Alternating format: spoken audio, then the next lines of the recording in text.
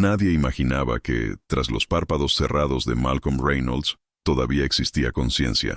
La habitación del hospital era silenciosa por la noche, pero durante el día se veía invadida por voces que no se correspondían con la gravedad de la situación. Julia, su esposa, se sentaba al lado de la cama con la mano apoyada en la suya, repitiendo frases vacías y ensayadas para las enfermeras, pero sin llegar jamás a mirar a su marido a los ojos. Víctor, su medio hermano y vicepresidente de 1900, Reynolds Tech, llegaba siempre con el mismo traje oscuro y la misma prisa cínica. Lo que ellos no sabían, lo que nadie sabía, era que Malcolm había despertado del coma al tercer día. Lo primero que sintió fue el dolor punzante en el pecho. Lo segundo, el amargo sabor de la traición, al tomar forma en las conversaciones susurradas a su alrededor. Fue entonces cuando decidió. No reaccionaría, al menos, no todavía. Permanecería allí, quieto, inerte, escuchándolo todo. Y eso fue exactamente lo que hizo durante los 15 días siguientes. Cuando Julia le confió al médico que sería mejor para todos que él permaneciera sedado, Malcolm comprendió la magnitud de la trampa. Cuando escuchó a Víctor sugerir al consejo, por teléfono, que gestionaran un dictamen jurídico para declararlo incapacitado de forma permanente, la rabia bulló en su interior, pero no se movió. Durante 18 días, Malcolm respiró con ayuda de máquinas, pero su mente se convirtió en una trinchera. Cada visita, cada roce, cada frase pronunciada en la habitación se tornaba parte de un rompecabezas cruel, y él empezó a ensamblarlo todo con la calma de quien ya ha librado guerras mucho peores que aquella. Fue en la 7ª noche, cuando cambió el turno de enfermería, que Malcolm percibió algo distinto.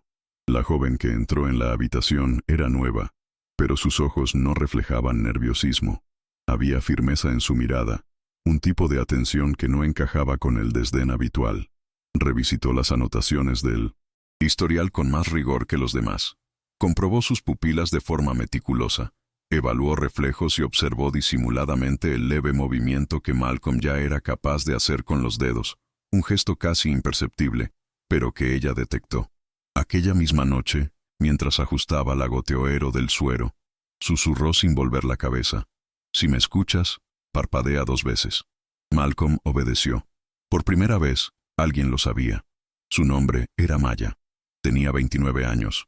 Era enfermera titulada, pero con una especialización no divulgada en neurología forense. Estaba allí tras ser recomendada por un médico veterano que desconfiaba de las órdenes del neurólogo jefe. «Sé que algo no cuadra en tus pruebas. Te mantienen sedado deliberadamente. Eso no es protocolo, es sabotaje». Malcolm no podía hablar, pero su respiración se aceleró. Maya entonces explicó, con voz contenida y tono urgente, que sospechaba alteraciones en los informes clínicos y que había notado inconsistencias entre los niveles de respuesta cerebral y los registros médicos. Aquello no era negligencia, era algo planificado, y si él realmente estaba consciente, como ella creía, debían actuar juntos. Era peligroso, pero ella estaba dispuesta a arriesgarse. A la madrugada siguiente, Maya trajo un bloc de notas y lo colocó discretamente sobre la mesita de noche, como si fuera material de rutina. En el reverso, había un código simple de comunicación basado en parpadeos y mínimos movimientos de los dedos. 1 parpadeo. Sí. 2. No. 3. Peligro. 4. Necesito hablar contigo. Malcolm lo leyó con atención, disimulando cualquier señal de reacción. Cuando ella le limpiaba la frente con un paño tibio, él parpadeó 3 veces. Maya entendió. Había más implicados. Desde ese momento ambos operaron en un campo invisible, donde el más mínimo error podía costarles la vida. Sabían que estaban rodeados de personas dispuestas a todo, y el tiempo jugaba en su contra. En las visitas siguientes, Malcolm empezó a escuchar con 1900 otros ojos. Los detalles que antes lo enfurecían ahora se convertían en piezas estratégicas. Julia hablaba por teléfono mientras se retocaba el cabello, creyendo que su marido no oía nada. Después de la junta, todo será nuestro. Él nunca despertará. Víctor, por su parte, mostraba impaciencia. Presionaba a los médicos por informes definitivos, se quejaba del costo de la hospitalización e insistía en trasladar a Malcolm a una clínica fuera de la ciudad. Maya anotaba cada palabra. Y en las noches, silenciosas, Mientras cambiaba vendajes o fingía revisar signos vitales, le contaba los avances de la investigación: sobornos, sabotaje en el jet, manipulación de historiales. Malcolm no decía ni una palabra, pero por dentro, el CEO renacía, no como víctima, sino como estratega. Julia nunca fue solo una esposa decorativa. Provenía de una familia tradicional del este de Europa, habituada a cenas formales y alianzas políticas disfrazadas de afecto. Cuando conoció a Malcolm, años atrás, era analista financiera ambiciosa, impresionada por su prestigio, pero aún más por el potencial ascenso que veía a su lado. El matrimonio fue una vitrina para los inversores más conservadores de Reynolds Tech. La imagen de la familia perfecta suavizaba el racismo de muchos al ver a un CEO negro al frente de una empresa de la lista Fortune. Con el tiempo, sin embargo, Julia empezó a disgustarse por las causas que Malcolm defendía: proyectos sociales, becas, el Aurora. Demasiado idealismo. Eso no da beneficios. La ruptura emocional fue silenciosa pero brutal. Se distanció, forjó alianzas propias, y cuando ocurrió el accidente, vio la oportunidad perfecta para cerrar ese capítulo. Víctor, en cambio, siempre cargó con la frustración de ser el medio hermano. Crecieron juntos, hijos del mismo padre, pero tratados como opuestos. Mientras Malcolm era el prodigio, la mente visionaria, Víctor era el ejecutivo técnico, eficiente, pero carente de brillo. Dentro de la empresa, su lealtad era respetada, pero nunca admirada. Sabía que, si Malcolm no volvía, nadie le disputaría la sucesión. Y el proyecto Aurora era su mayor amenaza. Un plan arriesgado, que ponía en jaque los contratos millonarios con multinacionales petroleras, y que, según él, existía solo para alimentar la vanidad de Malcolm. Esa idea hundirá la empresa, decía en reuniones en que creía estar a solas con Julia. Maya grababa todo con un micrograbador oculto en el bolsillo de su bata. Las piezas empezaban a encajar, y el contraataque tomaba forma. Cada noche era una misión. Maya instalaba discretamente cámaras en objetos comunes de la habitación: un botón de camisa, un bolígrafo en el bolsillo de la bata, un termómetro de aspecto clásico. Durante el día, las grabaciones se transferían a un disco duro externo escondido en la lavandería del hospital. Malcolm, aunque inmóvil, era ahora el centro de una operación clandestina para desenmascarar a las dos personas más cercanas a él. Lo más difícil era contener el dolor de saber que todo provenía del propio hogar. A veces, Julia se acercaba y le rozaba el rostro con los dedos, fingiendo preocupación ante las cámaras del hospital. Por dentro, él sentía asco, pero también tristeza. La mujer a quien había amado un día ahora planificaba su lenta muerte, y sonreía mientras lo hacía. En una de las noches más largas, Maya trajo noticias de un hallazgo vital. Los informes neurológicos oficiales habían sido intercambiados. El dictamen que lo catalogaba como vegetativo correspondía a otro paciente, fallecido meses antes. Con la ayuda de una colega forense, logró identificar el fraude. Y aquello, finalmente, sería la primera prueba concreta. Malcolm parpadeó 2 veces. Quería que buscara a alguien. Diana Coleman. Su nombre no era conocido más allá de los círculos jurídicos, pero ella había sido mentora de Malcolm en sus años más difíciles, cuando nadie creía que un joven negro pudiera liderar una empresa tecnológica. Diana estaba retirada, pero jamás ignoraría un llamado de urgencia, más aún si provenía de él. Era hora de incorporarla a la partida. Diana Coleman llegó al hospital en una mañana nublada, vistiendo un abrigo oscuro y discretas gafas rectangulares. A sus 63 años, conservaba mirada firme y voz pausada, la clase de tono que hace pensar 2 veces antes de mentir. Maya la recibió como a una vieja conocida, alegando ser una pariente lejana de visita. Al entrar en la habitación de Malcolm, la enfermera fingió revisar sus constantes, mientras Diana, junto a la cama, le tomó la mano y susurró con voz baja: «Si me escuchas, parpadea 3 veces». La respuesta llegó sin vacilar. Entonces ella se inclinó y murmuró suavemente: «Les costará caro». A partir de ese momento, la fuerza silenciosa que Malcolm había acumulado se tradujo en acción.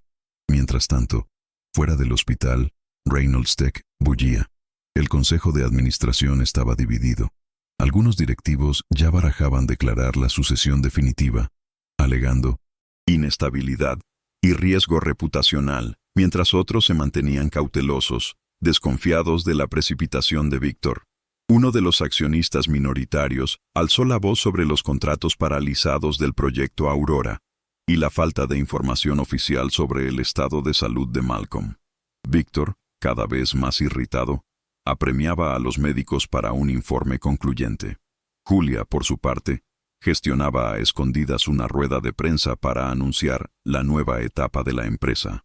El cerco apretaba, pero nadie sospechaba que, desde la habitación 612, el hombre que creían dormido preparaba su retorno. La noche posterior a la llegada de Diana, Maya entró con los ojos brillantes. Había conseguido los registros de vuelo del jet de Malcolm, y con ayuda de un técnico de confianza, descubrió que los sensores de altitud habían sido manipulados. El avión fue saboteado. Lo que debía parecer un fallo técnico estaba planeado para estrellarse sin dejar rastro. Susurró mientras fingía arreglar la sábana. Diana, sentada cerca, comenzó a compilar todas las pruebas reunidas. Audios de conversaciones comprometedoras, el informe falso, los registros modificados del hospital y ahora el sabotaje aéreo. En silencio, Malcolm apretó suavemente la mano de Maya. No era solo gratitud, era complicidad. Por primera vez desde el accidente, sentía que no luchaba en solitario. Con cautela, Diana contactó a una aliada, la doctora Chen, neuróloga experta en peritajes clínicos forenses. A diferencia de los médicos comprados por Víctor, Chen era famosa por su ética inquebrantable y ya había participado en casos de alto riesgo político. Aceptó acudir al hospital de forma discreta, haciéndose pasar por consultora de rehabilitación. En 48 horas, realizó pruebas clandestinas a Malcolm, asistida por Maya. Los resultados confirmaron lo que todos sospechaban.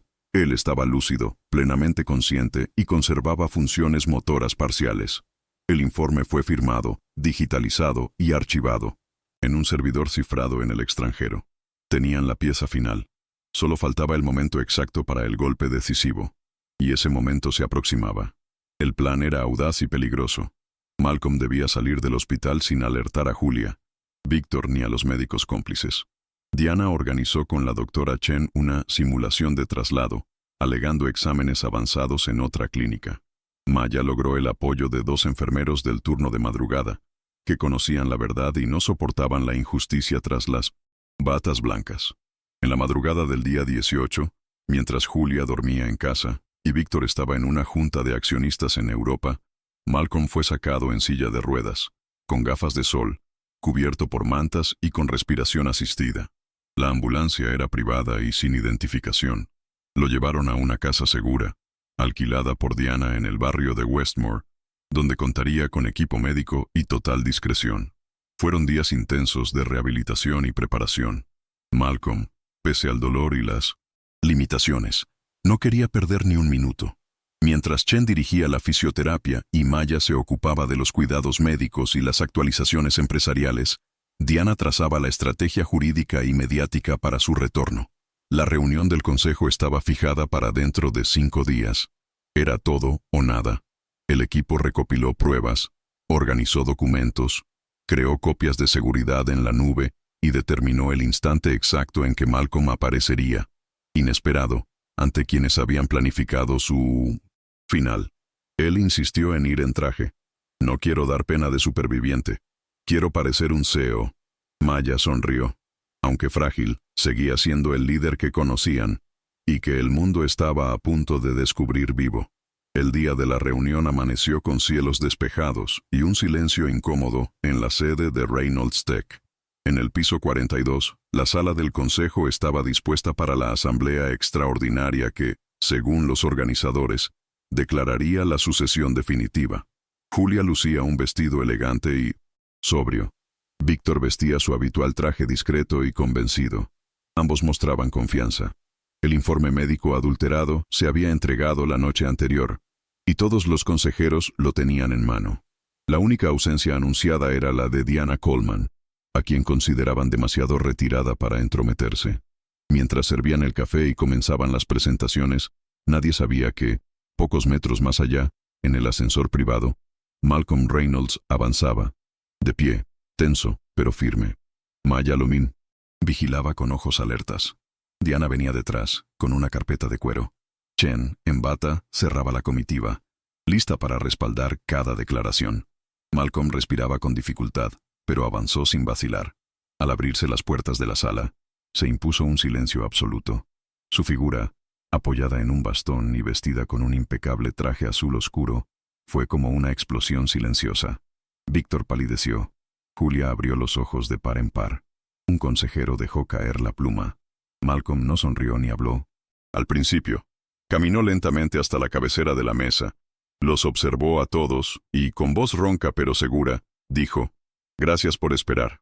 ¿Empezamos?». La presencia de Malcolm causó un impacto tal que nadie logró disimularlo. Incluso los consejeros más imperturbables mostraron sorpresa, miedo o vergüenza. Malcolm apoyó las manos sobre la mesa y entregó un pendrive a Diana, quien lo conectó al proyector. «Antes de proseguir, pienso que todos deben ver esto». El vídeo comenzó. Mostraba a Julia, conversando con el médico responsable, negociando la continuidad de la sedación. A continuación, un audio de Víctor sugiriendo la falsificación de los exámenes neurológicos y la compra de votos en el consejo. Pruebas visuales del sabotaje al jet. Registros de transferencias bancarias a cuentas en el extranjero. Cada pieza encajaba de forma clara y devastadora. El ambiente, antaño controlado por Julia y Víctor, quedó sumido en un silencio denso, un silencio de derrumbe. Julia intentó justificarse. Alegó que todo se había malinterpretado, que esas conversaciones eran solo preocupaciones legítimas de una esposa preocupada. Víctor, incapaz de contenerse, acusó a Diana de invasión de privacidad y a Maya de manipular a Malcolm. Pero ya era demasiado tarde. La doctora Chen presentó los dictámenes neurológicos independientes y los comparó con los falsificados. Cada palabra respaldada por fechas, nombres y grabaciones. Él estuvo consciente desde el tercer día y fue mantenido, sedado ilegalmente. Un consejero pidió un receso. Otro preguntó si había más implicados. Malcolm guardó silencio unos segundos y luego respondió: «Sí, hay más. Pero estos dos eran los más cercanos». Fue suficiente. El escándalo estalló. Las detenciones de Julia y Víctor se produjeron pocas horas después. El Ministerio Público se movilizó con el material aportado por Diana y Chen, y se formó una unidad especial para investigar a los demás implicados en el sabotaje del jet y la adulteración de 1900 jet. Documentos médicos. La prensa, aguardando la rueda de prensa programada por Julia, se topó con otra realidad. Malcolm Reynolds, vivo, lúcido y de regreso al timón. Su imagen saliendo de la sede de Reynolds Tech, apoyado en Maya y saludando a las cámaras, dio la vuelta al mundo en minutos. CEO traicionado despierta del coma y desenmascara conspiración familiar, se convirtió en titular global. Pero para Malcolm aquello no fue un espectáculo. Fue un renacer necesario. Dentro de la empresa, la reestructuración comenzó al día siguiente. Malcolm canceló todas las alianzas cuestionables. Revisó contratos y reactivó el proyecto Aurora como prioridad número 1. Si intentaron matarme por esto, es porque tiene el poder de cambiar vidas, declaró en reunión con ingenieros y líderes de innovación. En lugar de castigar a empleados manipulados por Víctor, los invitó a conversar, a exponer sus razones, y propuso un pacto interno de transparencia e integridad. También creó un nuevo comité de ética corporativa, encabezado por Maya, ahora oficialmente contratada por Reynolds Tech. Su nombre se convirtió en sinónimo de valentía entre los empleados. Y mientras la empresa recuperaba el aliento, Malcolm empezaba a trazar algo mayor, transformar su dolor en legado. 2 semanas tras retomar formalmente el cargo, Malcolm anunció la creación de la Fundación Reynolds Sellis, en honor a su madre, Margaret Reynolds, y a la profesora Helen Sellis, las 2 mujeres que, según él, le enseñaron a mí me siento resistir con dignidad. La fundación tendría 3 pilares: ética en salud, formación de jóvenes talentos de comunidades marginadas y expansión del proyecto Aurora en zonas olvidadas. No basta con sobrevivir al poder, hay que reescribirlo, afirmó en el acto de lanzamiento, retransmitido en vivo a más de 40 países. Su mensaje se volvió viral, especialmente entre jóvenes negros y profesionales de tecnología, que veían en él la prueba de que no solo era posible vencer, sino también transformar las reglas del juego. El proyecto Aurora, paralizado por intereses multimillonarios, se reconceptualizó como una iniciativa público-privada. Malcolm asignó el 30% de las ganancias de la patente a proyectos de infraestructura energética en favelas, quilombos y comunidades indígenas. También estableció becas completas para que jóvenes estudiasen ingeniería y sostenibilidad, con mentorías de profesionales de Reynolds Tech. Maya quedó a cargo del brazo educativo de la fundación, y Diana, pese a su resistencia inicial, aceptó presidir el consejo fiscal. La empresa, antes símbolo de élite y exclusividad, empezó a erigirse en referente de justicia corporativa. Pero para Malcolm, aquello no era el final. Era la primera curva del camino. Aún con los logros y el regreso al poder, Malcolm no salió indemne. Las cicatrices no eran solo físicas, estaban también en su manera de andar más despacio, de mirar más profundo y de confiar menos. A veces, durante las noches silenciosas en su apartamento, se preguntaba en qué momento permitió que el poder dejara entrar enemigos en su propia casa. La imagen de Julia, sonriendo mientras urdía su lenta muerte, aún lo perseguía. No era solo una traición empresarial, era la pérdida de una intimidad forjada a lo largo de años. Con Víctor, el dolor era diferente. Era como contemplar un espejo roto de su propia historia. Alguien que creció a su lado pero eligió el rencor. En uno de esos insomnios, Malcolm decidió escribir una carta pública, no para exigir justicia, sino para revelar los entresijos de su experiencia. La carta, publicada en la web oficial de Reynolds Tech, se viralizó en horas. En ella hablaba de la síndrome del éxito solitario, la sensación de que, para que un hombre negro llegue a lo más alto, a menudo debe renunciar a todo, incluso a su propia protección. Lo que me salvó no fue la tecnología ni la fortuna. Fueron 3 mujeres negras, una enfermera, una abogada y mi madre. Si el sistema quiere derribarme, tendrá que aprender a lidiar con todas las versiones de mí que ellas ayudaron a forjar. La frase se convirtió en lema de camisetas, publicaciones y más tarde en el mantra de la fundación. Con el tiempo, la imagen de Malcolm dejó de ser la de un CEO resistente. Se convirtió en un símbolo de renovación. Alguien que sobrevivió a su propia invisibilización y devolvió al poder un nuevo significado. En encuentros con becarios de la fundación, él insistía en asistir, aun con su salud frágil. Nunca llevaba un discurso preparado. Prefería escuchar, preguntar, sentarse en el suelo si el cuerpo lo permitía. Querían acallarme porque buscaba cambiar el destino de quienes nunca han sido escuchados. Ahora quiero amplificar esas voces. Esos encuentros eran emotivos. Maya, ahora en posición de liderazgo, se convirtió en puente entre el pasado oscuro y el futuro brillante que construían juntos. A pesar de sus éxitos, Malcolm sabía que el camino seguía siendo largo. Un informe anónimo entregado a la fundación sugería que había más implicados en la conspiración: ejecutivos, inversores e incluso autoridades con interés en frenar a la aurora. El susto inicial había pasado, pero él comprendía que el peligro ahora era más sutil, político e invisible. Aún así, se aferraba a algo, la certeza de que ya no estaba solo. No era el hombre que debía demostrarlo todo a todos. Era el hombre que, tras casi perderlo todo, sabía lo que realmente merecía la pena conservar. En un evento 6 meses después, Malcolm subió al escenario de la primera conferencia internacional de la aurora. Aún con cierta dificultad para andar, se negaba a usar bastón.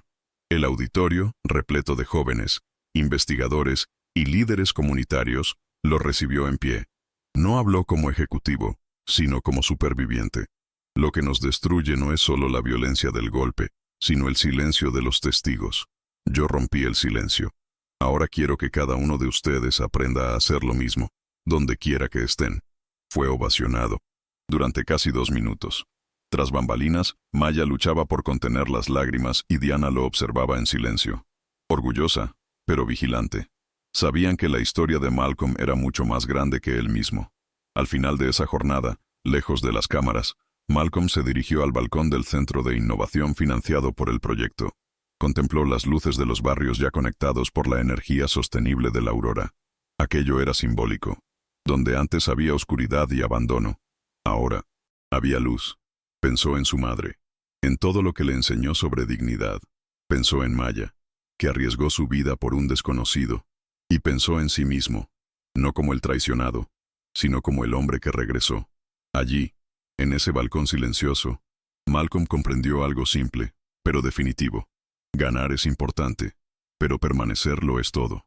Aquella misma noche, de vuelta en casa, Malcolm repasó los documentos del caso.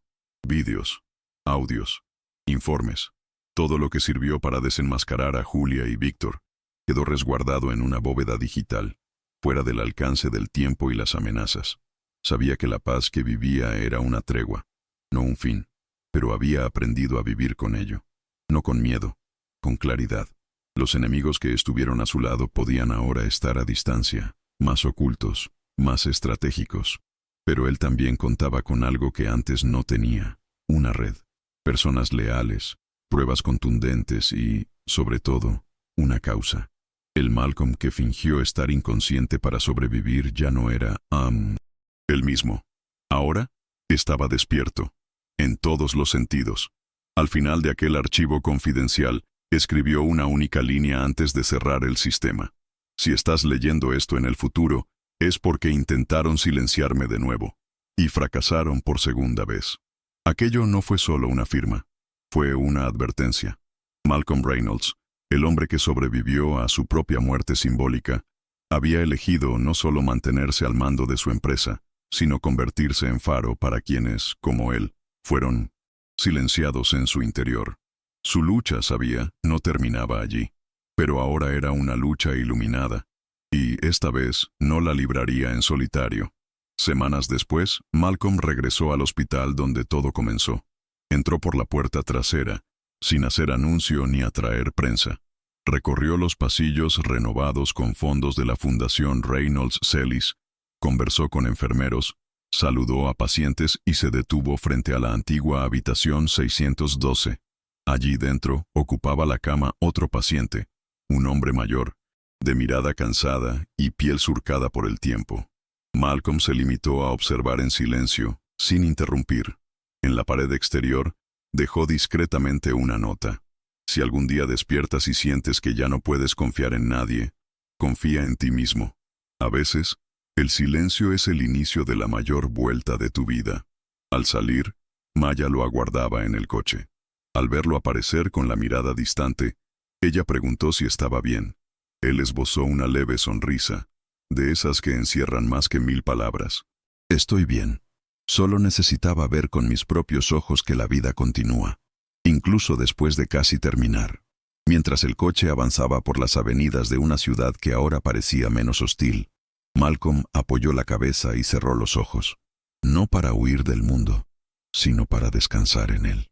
Por primera vez en mucho tiempo, no sintió la necesidad de protegerse, porque ahora todo lo que construía estaba sobre terreno firme, y si llegara un nuevo ataque, ya no tendría que fingir estar dormido. Estaría listo, despierto, completo y rodeado de verdad. Tiempo después, durante una conferencia en una universidad pública del interior, un estudiante levantó la mano y preguntó: «Señor Reynolds, ¿usted aún siente rabia?». La pregunta tomó a Malcolm por sorpresa. Respiró hondo, pensó unos segundos y respondió con calma: «No de la forma en que usted imagina. La rabia que un día me derribó se convirtió en motor, pero lo que realmente me mueve ahora es aquello que casi perdí, mi conciencia, mi historia y la oportunidad de transmitirlo». El auditorio guardó silencio. No era una respuesta ensayada. Era el eco más sincero de quien entendió que la mayor superación no fue contra los demás, fue contra el olvido de uno mismo.